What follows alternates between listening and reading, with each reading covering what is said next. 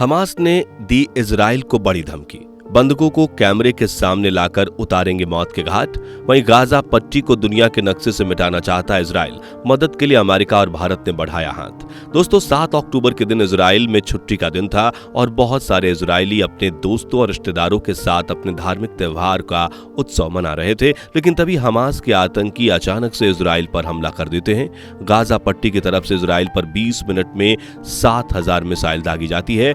Parachute, नाव और खुफिया सुरंगों से इजराइल में घुसपैठ करके हमास के आतंकवादियों ने लोगों को गोलियां मारना शुरू कर दी। औरतें, बुजुर्ग और बच्चों तक उन्होंने किसी को नहीं छोड़ा।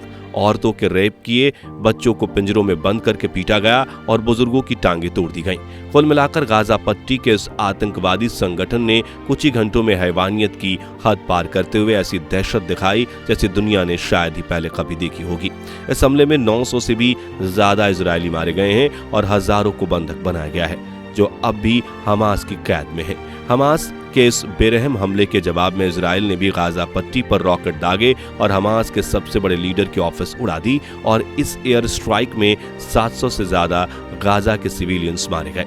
और इस वक्त हमास में आतंकियों के कई जुट इजराइल में घुसकर तबाही मचा रहे हैं। वहीं इजरायली सेना भी अब गाजा पट्टी में दाखिल हो चुकी है, लेकिन मोसाद जैसी खतरनाक खुफिया एजेंसी होने के बावजूद कैसे इजराइल को इस हमले की भनक तक नहीं लगी और क्या इजराइल और हमास का युद्ध तीसरे विश्व युद्ध की शुरुआत कर सकता है, जानने के लिए बने रहिए इस वीडियो के अंत तक। दोस्तों, इजराइल के यहूदी और गाजा पट्टी के फिलिस्तीनी लोगों के बीच पिछले 100 सालों से तनाव का माहौल चल रहा है।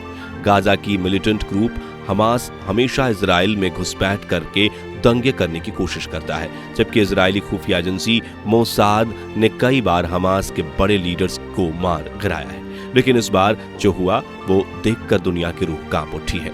एक तरफ इजराइल पर मिसाइल दागे जा रहे थे, दूसरी तरफ गाजा पट्टी के पास के रेगिस्तानों में इजराइल के नौजवान रेव पार्टी कर रहे थे।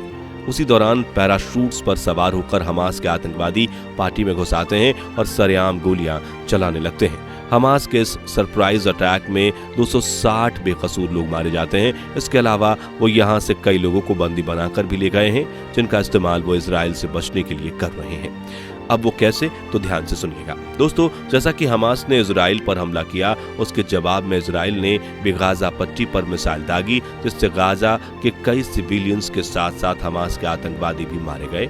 और इजराइल के डिफेंस मिनिस्टर ने मीडिया के सामने आकर कहा कि ये कोई एक हमला नहीं है, बल्कि ये एक वॉर है और हम उसी तरह रिएक्ट करेंगे। आगे उन्होंने कहा कि अब बारबेरियन यानी जंगली लोगों से हम लड़ रहे हैं और हम भी उनकी ईंट का जवाब पत्थर से देंगे। इजराइल के डिफेंस मिनिस्टर की ये बात सुनकर हमास के लीडर्स की हवा टाइट हो गई है, क्योंकि इजराइल के पास अनेक एडवांस लड़ाकू विमान हैं और वो गाजा पर एयर स्ट्राइक करने के लिए उन्हें रवाना कर चुका है।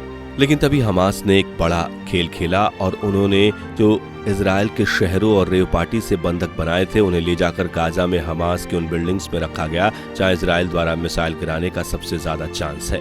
बताया जा रहा है कि इस बात से अनजान इजराइल ने जब बॉम्बिंग करके उनमें से हमास के कुछ ठिकाने उड़ाए तो उसमें बंधकों की भी जान गई, जिससे इजराइल थोड़ा शांत पड़ गया और उसने ग्राउंड अटैक करने के लिए अपनी बहादुर मिलिट्री फोर्स को गाजा के लिए रवाना किया, ताकि बंधकों को रेस्क्यू किया जा सके और फिलिस्तीनी आतंकवादियों को उनके घर में घुसकर मारा जा सके।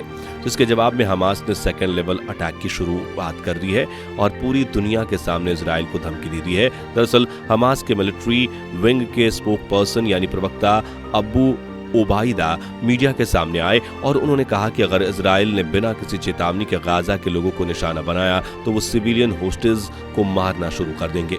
इतना नहीं, हमास ने इजराइल को धमकाते हुए ये तक कहा है कि अगर तुमने हमारे लोगों के घर पर बम गिराए और बिना चेतावनी के कोलाट्रल डैमेज करते हुए उन्हें मारा तो हम इजराइल के इन बंधकों को तड़पा कर मारेंगे और फिर फांसी के फंदे पर चढ़ा देंगे, जिसके साथ ही हम इनकी चीखों के ऑडियो और वीडियो भी प्रसारित कर देंगे।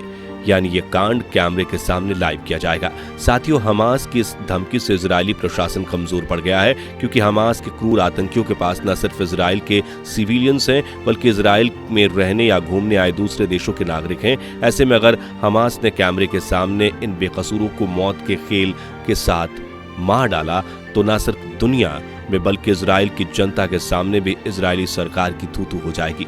यानी हमास अब सीधा इजराइल गवर्नमेंट की साइकोलॉजी पर वार करना शुरू कर चुका है।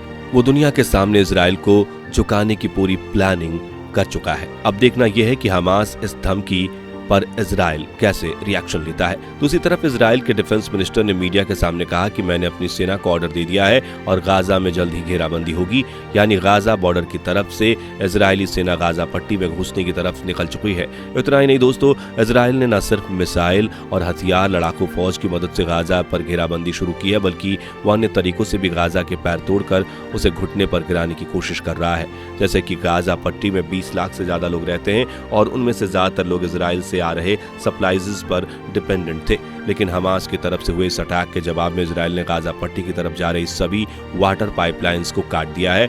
बॉर्डर से भेजने वाले खाने की सप्लाई को रोक दिया गया है और बिजली भी काट दी गई है, जिससे गाजा के लोगों को बिजली और खाने से लेकर पीने के पानी तक की तंगी का सामना करना पड़ रहा है। और यूनाइटेड नेशंस की एक रिपोर्ट के मुताबिक इसी वजह से मंगलवार यानी 10 अक्टूबर की सुबह को गाजा पट्टी के 2 लाख लोग अपने घर छोड़कर नए ठिकानों की खोज में भाग गए हैं।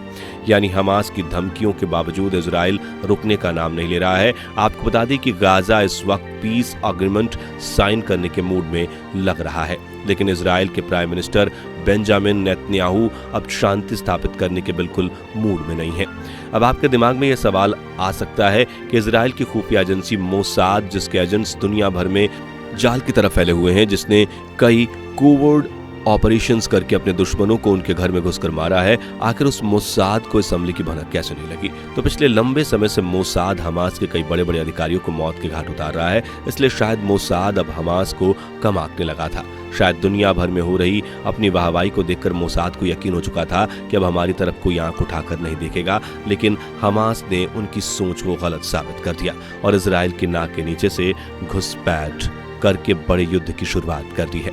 इसके अलावा एक्सपर्ट्स का कहना है कि गाजा पट्टी के बॉर्डर के पास इजराइल की सबसे शक्तिशाली सेना यानी कि इजरायली डिफेंस फोर्स तैनात होती है और बॉर्डर पर कई एडवांस कैमरास भी लगाए गए हैं और मिसाइल से बचने के लिए इजराइल ने आयरन डोम भी बनाया हुआ है। ऐसे में हमले से कुछ समय पहले शायद इजराइल को इस हमले की भनक लगी थी, लेकिन वो सही समय पर सही एक्शन नहीं ले पाया और हमास के आतंकवादियों से पैराशूट पर सवार होकर अनोखे तरीके से इजराइल में एंट्री की और देश के कई इलाकों को शमशान घाट में बदल दिया।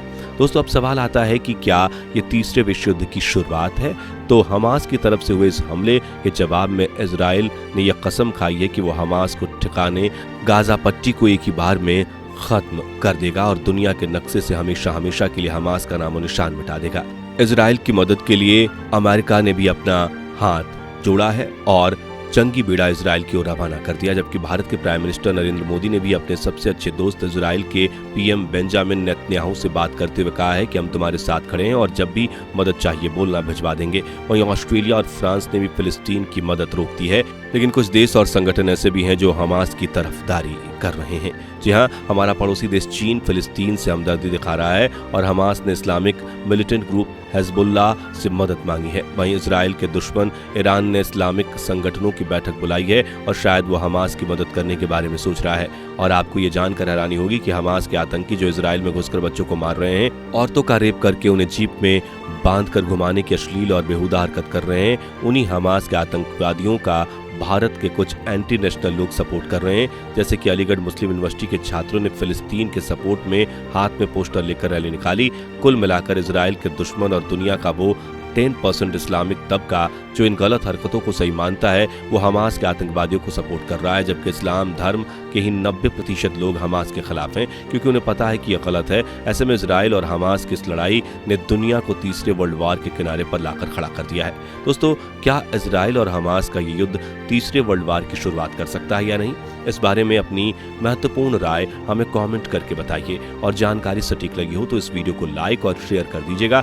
साथ ही इजराइल और गाजा पट्टी के बीच चल रहे इस तनाव के लेटेस्ट अपडेट्स जानते रहने के लिए हमारे चैनल को सब्सक्राइब करके पास वाली घंटी को जरूर दबा दीजिएगा। धन्यवाद।